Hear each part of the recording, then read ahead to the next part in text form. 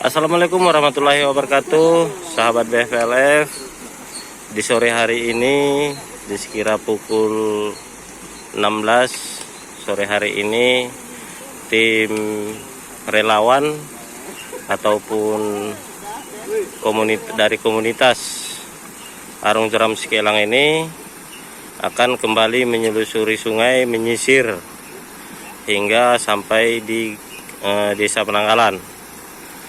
Baik, saya juga ikut serta untuk melihat bagaimana medan-medan yang dilalui oleh sahabat-sahabat kita ini semenjak beberapa hari lalu sudah aktif melakukan pencaharian. Ikuti terus ya, sampai nanti kita bertemu kembali di perjalanan. Diutamakan aja di arus utama ya. Ketua Arung Jeram lagi memberikan arahan briefing terhadap kegiatan sore hari ini. Nyangkut di kalau di pinggir-pinggir kalian misir itu tersangkut risikonya. Mohon nggak usah ke pinggir kali, kalaupun mau di pinggir kalian jalan dan arus tidak terlalu deras, itu bisa di pinggir. Kalau di arus agak deras, bagus di tengah aja, karena untuk keselamatan kita itu yang paling penting dulu. Masih banyak lagi tugas kita besok ya. Ya itu saja dari saya. Mudah-mudahan hari ini berjalan dengan aman untuk kita semua, sukses, dan semua pulang dalam keadaan sehat walafiat. Amin. Udah, gitu saja dari saya. Assalamualaikum warahmatullahi wabarakatuh. Sebelum dilepas oleh Pak Kasio, nanti penanggung jawab perahu Jul, penanggung jawab seluruh tim Bang Julpan tetap. Kemudian untuk rescue tim Sidin sama apa ya? Sidin Buyung berdua ya. Yang bertali ya, tali mana? Mana kan? Oke, Bang Julpan ada mau tambahan? Oke, Bang, kami persilakan kepada Pak Kasio. Terima kasih atas kesempatan yang diberikan kepada saya. Sekarang semuanya.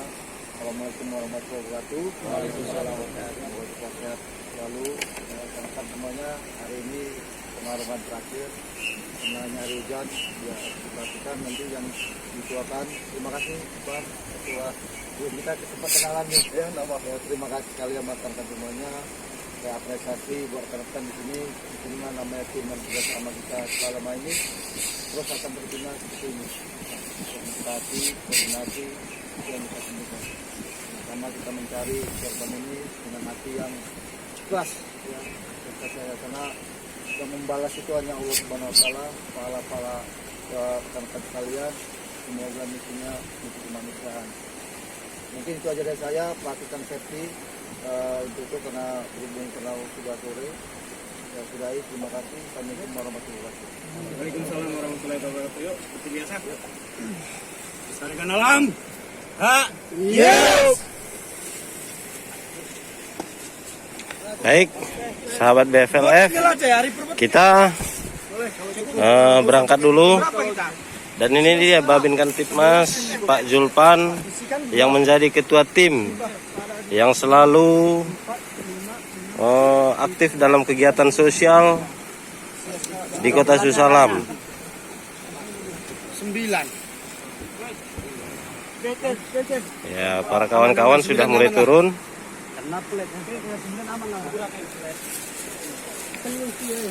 Baik. Selop kini sen main. Selop sen. Siam lain. Si dua kalah ke saya Telu. Telu. Kasiat sedikit kan ada. Karena ikan agak goyang ke sana nih. Aku belakang kami, aku dan Sandy tengahnya. Asa bisa aku buat lebih gambar Karina. Agak lama.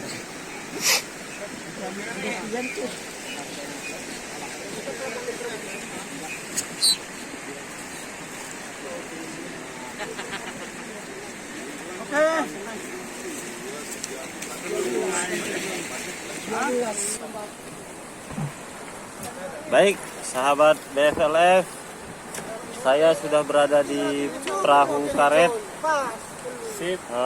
untuk ikut serta melakukan pencaharian. Semoga karena ini cuacanya hujan, semoga kita dilindungi Allah Subhanahu wa taala, tidak terjadi apa-apa dan menemukan apa yang kita cari.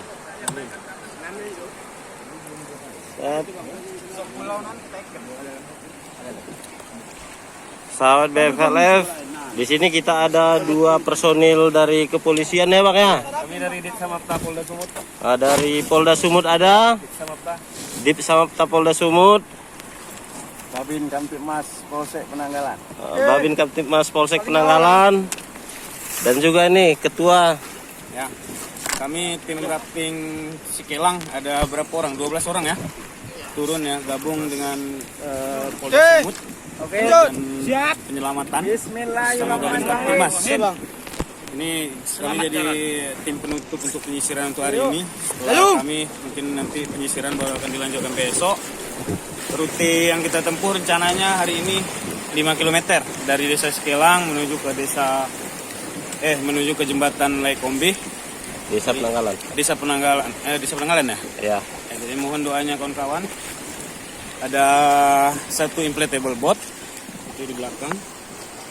Kemudian ada juga tim reaper boat, ada 2 orang yang akan menyisir lokasi-lokasi yang nanti tidak memungkinkan untuk perahu bisa menyisir. Itu gunanya reaper boat juga kita sertakan. Apa pertanyaan berikutnya? Cukup dulu Bang, kita melihat dulu.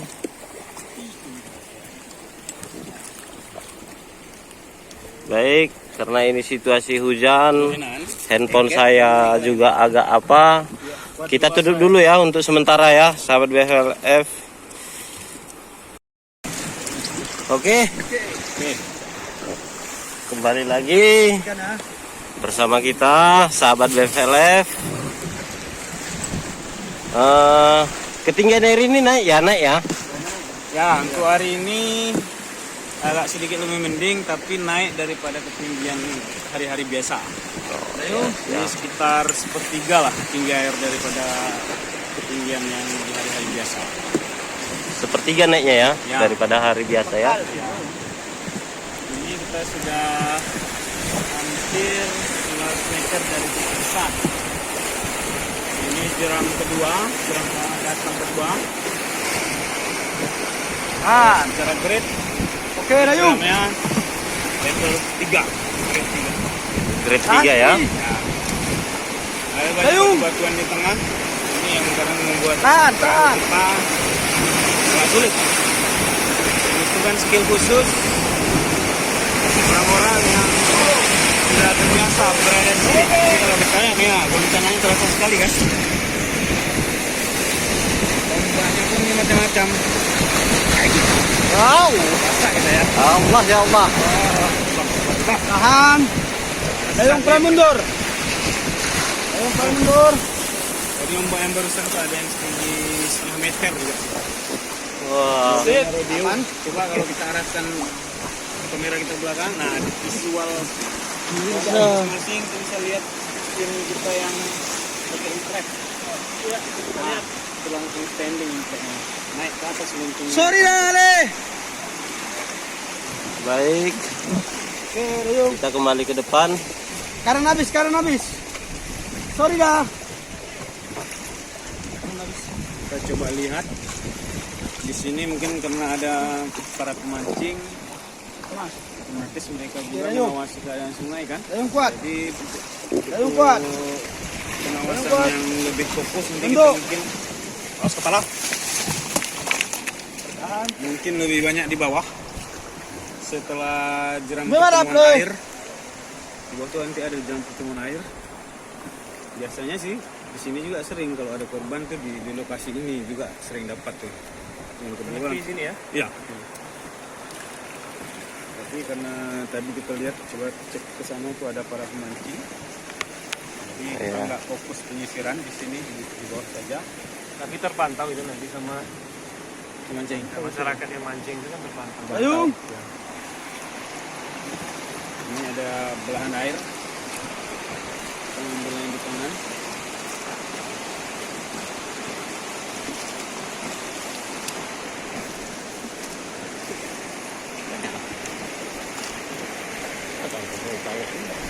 Tahan.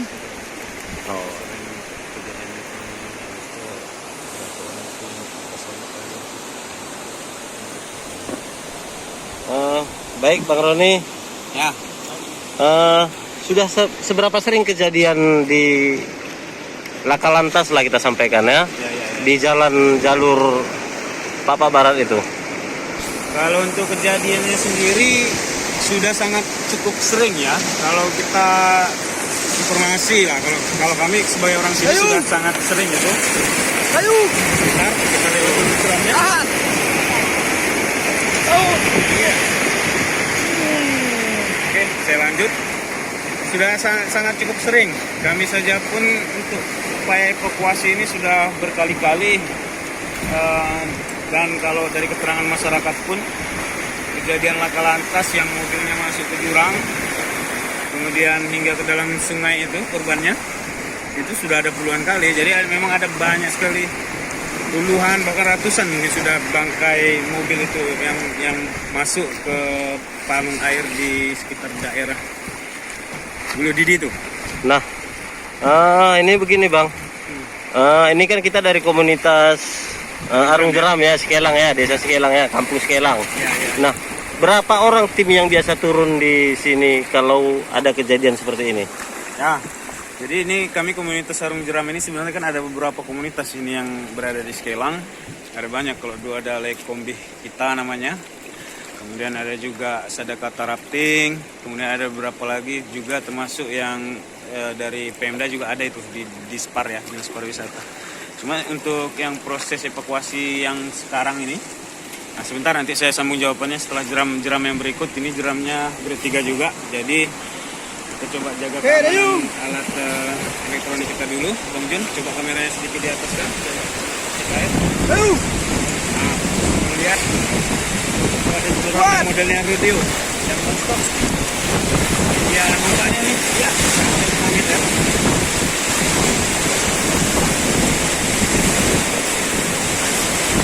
Oh, tinggi sekali ombaknya. Iya, ada yang meter dan panjang kan? Iya. Begitulah suasana yang dilalui kalau kami coba lakukan evakuasi atau ketika kami melakukan aktivitas kami berarung jeram keseharian kami di sini. Untuk tim sendiri, jumlah tim kalau untuk Sikelang sih walaupun ada beberapa kelompok, tapi kami tetap ketika misalnya ada kejadian kecelakaan ini, kami itu sifatnya nggak memandang tim lagi, tim mana aja kami sertakan, tapi memang semua anggota timnya ini dari Sikelang. Untuk yang kejadian yang sekarang, kami 12 orang Jol ya, 12 orang. Kami mulai turun di hari kedua ya, setelah penemuan mayat pertama ya. Kami mulai turun dalam sehari sekitar 2-3 kali. Kalau bagian kami ini penyisiran, karena memang kebetulan kami yang sehari-harinya melakukan aktivitas di sini kan, yang memahami sekali bagaimana medan, kemudian memahami sekali lokasi-lokasi ini di mana yang memungkinkan korban atau barang-barang korban tersangkut. Baik Bang, kita pending dulu Bang karena hujan nih Bang. Oke, nanti saya sambung lagi. Oke. Bang, kita udah nyampe nih di Penanggalan kan? Tadi karena hujan kita break dulu kan? Di sini bisa kita lanjut lagi ya. Nah, tadi kan sampai di mana tadi? Sampai ke bagaimana metode ya? Ya, metode pencarian lah selama ini. Kami ulangi lagi, ini metode pencarian. Kalau kami tim dari komunitas rafting bersama dengan ini yang paling setia membantu kami nih, Bang Babin Kamtipmas, Bang Julpan dari Polsek Penanggalan. Beliau ini memang ketika di dalam tim, beliau kami ini kan sebagai pimpinan tim rescue di timnya kami gitu kan. Kemudian untuk metodenya, yang pertama kami melakukan penyisiran dengan perahu karet, kemudian ada juga perahu inflatable 1, kemudian ada 3 unit riverboat. Kenapa tim kami bawa semua peralatan itu? Karena nggak semua daerah-daerah bisa dilalui oleh perahu rafting. Ada daerah-daerah sempit yang memang hanya bisa dilalui oleh perahu kecil, maka kami pakai inflat. Ada lokasi-lokasi belahan sungai yang nggak memungkinkan untuk dilalui oleh perahu inflat, maka yang turun ke situ kawan-kawan yang dari perboarding. Jadi metode yang kami lakukan selain menyisir di atas perahu, kami juga kalau misalnya ada yang kami curigai, kami turun berjalan kaki. Dan ini di hari ke-6 ya pencarian ya. Tim kami ini sebagai penutup kegiatan penyisiran hari ini. Besok disambung lagi. Tentu saja kami tetap berkoordinasi kepada leadernya upaya SAR yang dari kejadian ini, yaitu tim Basarnas. Pokoknya sekarang tim Basarnas Medan ya yang turun ya. Oke, baik. Terus Bang, tim relawan ini sudah sejak kapan ini Bang? Kalau sejak kapan ini udah lama gitu Bang Jul ya. Bang Julpan ini nggak tahu saya sudah berapa tahun kami bersama kan. Setiap kali ada kejadian ya pastilah kami akan selalu turun. Biasanya kalau nggak kami yang ngajak beliau yang mengabari kami, yuk standby begitu kan. Sudah bertahun-tahun lah. Sudah hitungan tahun ya? Iya mungkin 6-7 tahun gitu. Kenapa kami lakukan ini? Karena memang kami aktivitas kami sehari-hari di sungai kan. Rumah kami juga berdekatan dengan sungai, kemudian kegiatan kami juga rafting, arung jeram juga di sungai sini. Ini semacam tanggung jawab moral pada kami ketika ada kejadian musibah begini. Ya mau dikoordinasikan oleh pihak-pihak terkait yang bertanggung jawab atau tidak, kami tetap terpanggil untuk melakukan ini gitu sebagai bentuk kemanusiaan kami di komunitas arung jeram ini. Nah Bang, ini banyak nih yang nanya di channel saya. Mobilnya sudah ditemukan belum? Maksudnya kenapa bukan mobilnya yang dicari? Mungkin ada yang terjepit di situ begitu kan? Jadi nih, abang yang menguasai wilayah nih. Nah, abang tahu betul nih wilayahnya bagaimana. Coba ceritain dikit Bang, gimana sih tempat jatuhnya itu? Jadi kalau di lokasi jatuh itu tepatnya di Desa Buluh Didi itu ya, Kecamatan Situlu Tali Urang Jehe di Papua Barat itu memang jurangnya itu, di dasar jurang itu memang ada sungai gitu kan, Sungai Lekombit ini. Itu hulunya itu di sana. Di dasar jurang itu kondisi sungainya sempit, deras dan dalam gitu. Dan kami duga juga banyak di situ bentuknya yang palung air. Kalau di dalam dunia arung jeram kami menyebutnya itu undercut. Nah undercut ini tidak memungkinkan untuk diselami. Kenapa? Karena pertama arusnya deras. Kedua, ketika misalnya kita berada terseret ke bawah tebing itu, arus sungai itu menekan kita sehingga kita nggak bisa keluar walaupun pakai pelampung. Pernah kejadian tim kami namanya Jul Brutu lakukan itu dulu ya di kejadian bencana musibah yang mana itu saya lupa. Itu si Jul Brutu ini turun menggunakan tali coba dan mendabelkan pelampung. Dari pelampung ini 80 kilo, kalau misalnya berat si Jul 80 kilo, sebenarnya satu pelampung saya cukup untuk mengapungkan dia. Dia pakai saat itu 2 pelampung, artinya dia seharusnya 180 kilo pun tetap akan terangkat di air. Nah si Jul masuk ke situ tiba-tiba terseret arus, kena dengan undercut itu, dalam hitungan berapa detik dia hilang. Munculnya sampai berapa belas meter. Kami saat itu tim yang lain dari komunitas sudah nangis itu di atas. Kami pikir si Jul juga hilang gitu, jadi korban ketika dalam melakukan pencarian. Nah sebab itulah kami pikir mustahil dan sangat berisiko besar kalau itu diselami gitu. Kami nggak tahu secara teknis, mungkin ada orang-orang yang bisa begitu, tapi sepemahaman kami sejauh ini untuk arus deras memang tidak pernah direkomendasikan untuk diselami. Terus Bang, itu sebetulnya begini, harapan kita lah supaya mengurangi kecelakaan mungkin di tempat itu kan, karena di situ hampir setiap kecelakaan tuh kan masuk ke jurang tuh. Ya. Nah beberapa kali kecelakaan tuh semua masuk ke jurang dan masuk ke dalam air, ya kan? Mobilnya pun tidak ditemukan. Ya. Gimana nih harapan kita nih? Mungkin ada harapan masyarakat, ya kan? Ya, terutama nih ini kan perbatasan ya, Provinsi Sumut dan Aceh ya. Kami sangat berharap ini, mungkin ini kami nggak tahu jalan itu apakah di pusat atau di mana begitu yang menjadi penanggung jawab itu, apakah itu jalan nasional, walau lah kita. Tapi yang jelas kami berharap kepada siapapun itu pihak terkait, apakah dia pemerintah Aceh atau pemerintah Sumatera Utara, untuk jalan ini bagaimana caranya, mohon agar bisa dilakukan pelebaran, kemudian pemasangan pengaman jalan gitu. Karena begini, kejadian ini sudah sangat sering, bukan hanya kali ini, dan setiap kejadian bisa dipastikan 70-80% itu korbannya akan tidak bisa terselamatkan. Ada memang beberapa yang sempat terselamatkan, cuma itu jarang itu. Biasanya kalau mobilnya sudah masuk ke jurang, itu jurangnya dalam ya, sekitar 30 meter ada itu.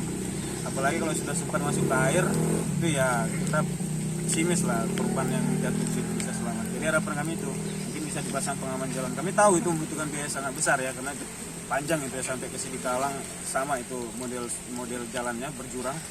Tapi ya ini namanya kan kemanusiaan ya. Kita kan nggak berharap akan ada korban-korban berikutnya lagi. Cukup sudahlah yang sekarang dan yang dulu-dulu itu menjadi korban, dan kita semua jadi jelas bahwa memang daerah itu sangat berisiko dan butuh pengamanan tertentu di sepanjang jalan itu. Baik Bang, terima kasih Bang.